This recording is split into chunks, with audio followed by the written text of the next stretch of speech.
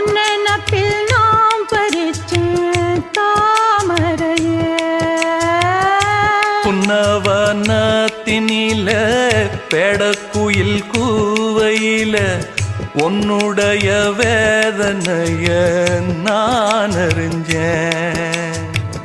பொங்கலத்தில் மாலையிட ஒன்னிரண்டு தோளத்தொட என்ன தவம் செஞ்சேனோ என் மாமா.